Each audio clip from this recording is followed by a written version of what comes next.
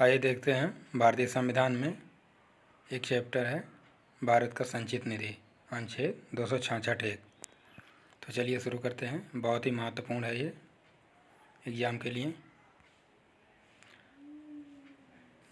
भारत सरकार को सभी राजस्व जैसे आयकर, निगम आयकर, सीमा शुल्क है,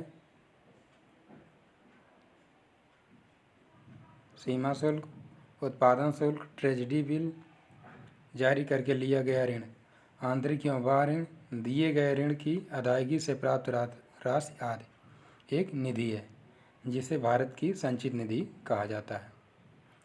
संचित निधि में से कोई भी धनराशि संसद द्वारा विनियोग विधेयक पारित करके ही निकाला जा सकता है या व्यय किया जा सकता है, अन्यथा अनुच्छेद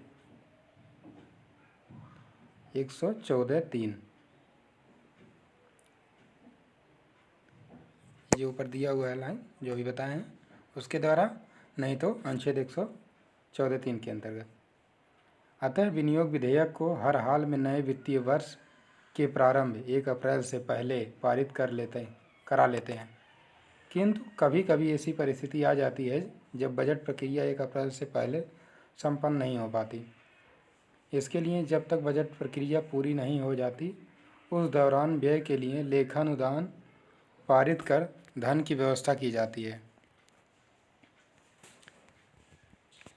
यानी लेखानुदान सरकार के व्यय के पक्ष से संबंधित होता है, जो बजट प्रक्रिया पूरी न होने के चलते व्यय की व्यवस्था करने के लिए पारित किया जाता है। लेखानुदान का प्रावधान अस्थायी एवं अस्थायी दोनों प्रकार की सरकारों के द्वारा किया जा सकता है। नोट दिया हुआ, देखते हैं क्या दिया हुआ है।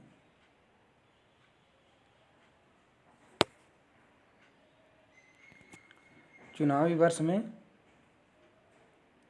लोकसभा के विघटन से पहले और नई सरकार के गठन होने तक वित्तीय वर्ष के एक भाग के लिए व्यय की व्यवस्था के लिए अंतरिम बजट का प्रावधान किया गया है या किया जाता है। ठीक।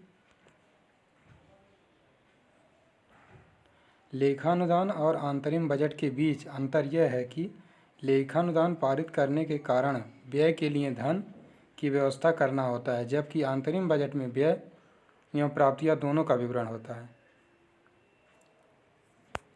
अंतिम बजट सामान्य बजट से इस प्रकार अलग होता है कि उसे चुनावी वर्ष में नई सरकार के गठन तक की अवधि के लिए किया जाता है। आगे नई सरकार अपने हिसाब से बजट प्रस्तुत करती है। भारत के संचित निधि पर भारित व्यय क्या क्या है देख लेते हैं। राष्ट्रपति के वेतन और भत्ते व अन्य व्यय, राज्यसभा के सभापति और उपसभापति तथा लोकसभा के अध्यक्ष और उपाध्यक्ष के वेतन भत्ते, सर्वोच्च न्यायालय के न्यायाधीशों का वेतन भत्ता पेंशन और उच्च न्यायालय के न्यायाधीशों के पेंशन। उच्च न्यायालय की जो न्यायाधीश है उनका केवल पेंशन आता है संचित निधि में। भारत के नियंत्रक और महालेखा परीक्षक का वेतन भत्ता और पेंशन। ऐसा ऋण भार जिनका दायित्व भारत सरकार पर है।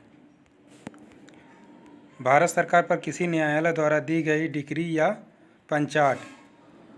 7वां, कोई अन्य व्यय जो संविधान द्वारा या संसद निधि द्वारा इस प्रकार भारित घोषित करे।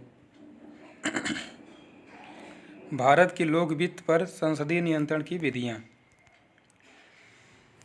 संसद के सम्मुख वार्षिक वित्तीय विवरण प्रस्तुत किया जाना।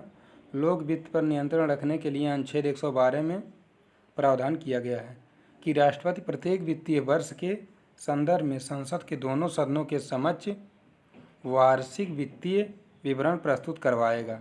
विनियोग विधेयक के पारित होने के बाद ही भारत की संचित निधि से मुद्रा निकाल पाना। भारत की संचित निधि से राशि तभी निकाली जा सकती है, इसके लिए विनियोग विधेयक को पारित करा लिया जाए। तीसरा, अनुपूरक अनुदानों लेखानुदान का प्रावधान। इसमें क्या है? अनुपूरक अनुदानों और लेखानुदान के माध्यम से भी लोक वित्त पर प्रभावी नियंत्रण रखा जाता है। अनुपूरक अनुदान की मांग को उस समय सरकार के द्वारा लोकसभा में लाया जाता है जब कभी वित्तीय वर्ष की समाप्ति से पहले सरकार को यह अनुभव होता है कि पहले स्वीकृत किया गया अनुदान उस प्रयोजन के लिए अपर्याप्त। इसी प्रकार जब 1 अप्रैल से पूर्व सरकार विनियोग विधेयक पारित नहीं करा पाती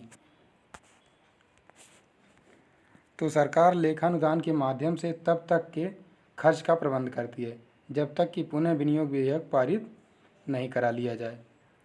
ऐसा सामान्यतः चुनावी वर्ष या लोकसभा विघटन के होने की स्थिति में होता है।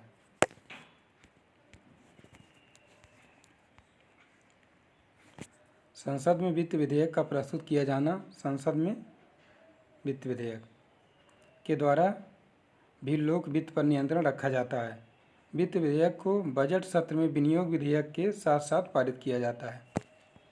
ये था संचित निधि। अब भारत की आकस्मिक निधि देखते हैं। अनुच्छेद 267 संविधान के अनुच्छेद 267 संसद और राज्य विधानमंडलों को यथास्थिति भारत या राज्य की आकस्मिकता निधि सृजित करने की शक्ति है। यह निधि भारत की आकस्मिक निधि 1950 ईस्वी द्वारा गठित की गई है। यह निधि कार्यपालिका के व्यवधीन है। जब तक विधानमंडल अनुपूरक अतिरिक्त या अधिक अनुदान द्वारा ऐसे व्यय को प्राधिकृत नहीं करता तब तक के समय समय पर अन्वेक्षित व्यय करने के प्रयोजन के लिए कार्यपालिका इस निधि से अग्रिम धन दे सकती है। इस निधि में कितनी रकम हो यह सुनिश्चित कौन करता है? विधानमंडल द्वारा होगा।